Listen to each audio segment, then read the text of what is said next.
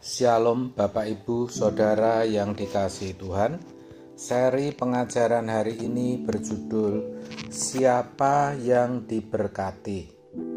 Ulangan 28 ayat 1-2 mengatakan, jika engkau baik-baik mendengarkan suara Tuhan Allahmu dan melakukan dengan setia segala perintahnya yang kusampaikan kepadamu pada hari ini, maka Tuhan Allahmu akan mengangkat engkau di atas segala bangsa di bumi. Segala berkat ini akan datang kepadamu dan menjadi bagianmu jika engkau mendengarkan suara Tuhan Allahmu.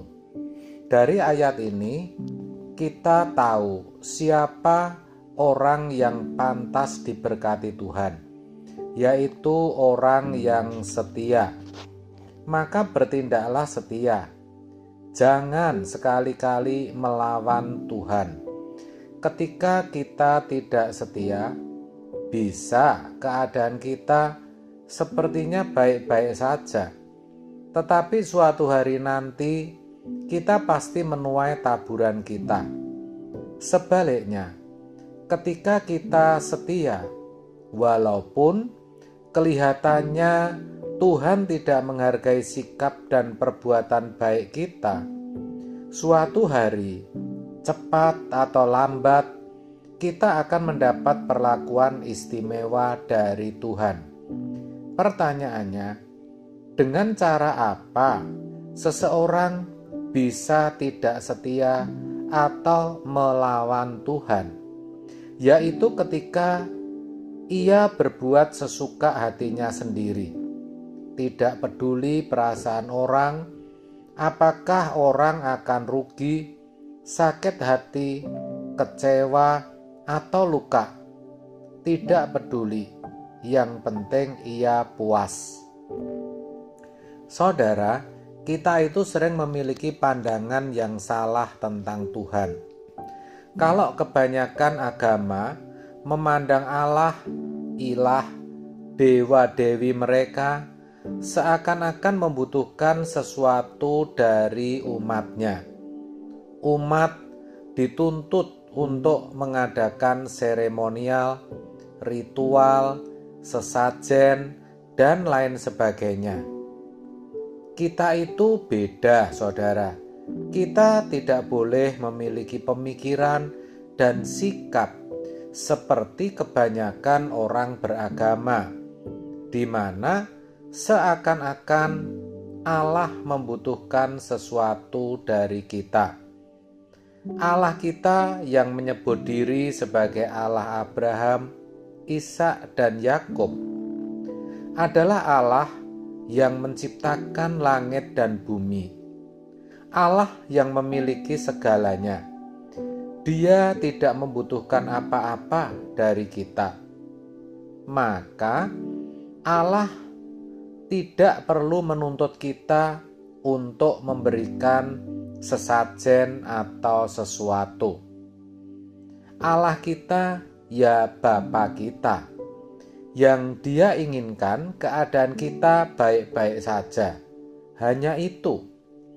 Sayangnya, kita tidak bisa berkeadaan baik-baik kalau kita tidak hidup menurut tatanannya. Maka celakalah kita kalau sampai kita tidak hidup dalam tatanan Allah. Karena itu sama artinya kita melawan Allah.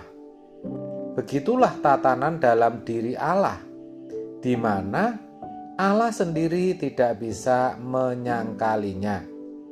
Allah itu kokoh, tidak bisa dibujuk, tidak bisa dipengaruhi, tidak bisa berubah. Dulu, sekarang, sampai selama-lamanya. Hal itu dapat kita lihat bagaimana Allah berhubungan dengan bangsa Israel. Orang yang setia, yang tidak melawan Tuhan, keadaannya pasti baik-baik, pasti diberkati. Masa-masa sulit memang terkadang Tuhan izinkan, tetapi itu hanya sementara. Abraham contohnya, awalnya tidak punya anak, namun ia tidak dipermalukan. Hidupnya tidak pernah kekurangan. Akhirnya dia juga punya anak. Ketika istrinya mau diambil Firaun, Tuhan menghajar Firaun dan negerinya. Abraham juga dipanggil dengan sebutan Tuan oleh masyarakat Kanaan. Padahal sebutan Tuan biasanya ditujukan bagi bangsawan. Ia juga orang yang dihormati dan dilindungi, walaupun ia bukan raja. Juga bukan seorang yang memiliki kekuasaan. Abraham hanya seorang pengembara. Contoh lain adalah Yusuf. Ia pernah menderita masuk sumur, jadi budak, difitnah, masuk penjara. Tetapi dari muda, Yusuf itu orang yang taat dan setia. Kita tahu, akhirnya ia menjadi kaisar kedua. Tetapi yang namanya diberkati, saudara, bukan berarti kita pasti menjadi kaya secara materi dan terhormat di mata manusia. Tidak selalu begitu. Bisa begitu, tetapi tidak selalu.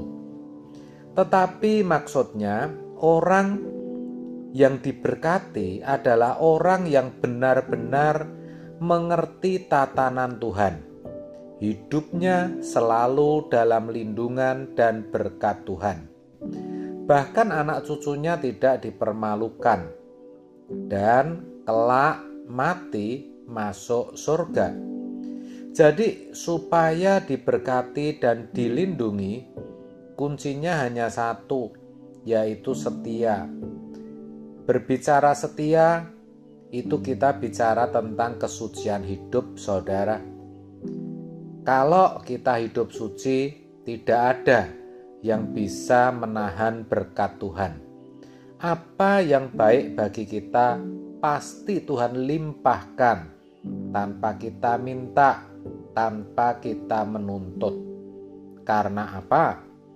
Karena Allah yang menciptakan langit dan bumi hanya ingin keadaan kita baik-baik saja. Dan inilah yang membuat seseorang menjadi kuat dalam menghadapi setiap situasi. Maka saudara, kalau ada salah, akui, bereskan, dan tinggalkan. Jangan sampai ada dosa sekecil apapun, sehalus apapun. Juga jangan ada percintaan dunia.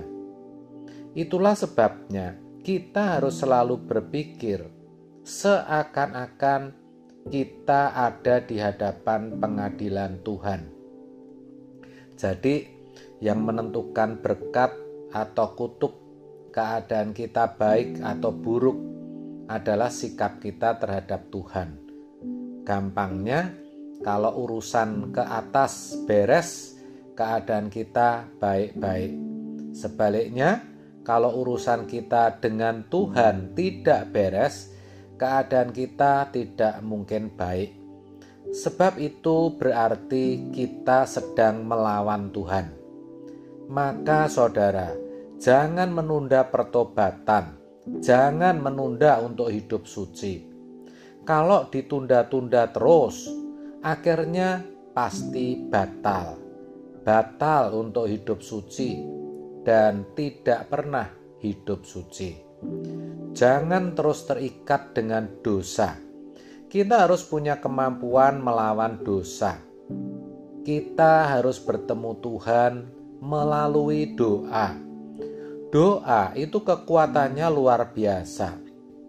Hanya dengan bertemu Tuhan, kita punya kekuatan.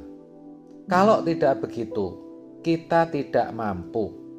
Karena daging kita ini kuat sekali, maka harus diperlemah sampai dimatikan. Itulah tantangan kita, saudara. Tapi jangan takut, lawanlah dengan kesucian. Di sini kita harus nekat, dan ketika kita nekat, senekat-nekatnya, baru kita tahu suci itu bisa. Maka sekarang saudara, putuskan untuk hidup suci. Jangan ragu lagi.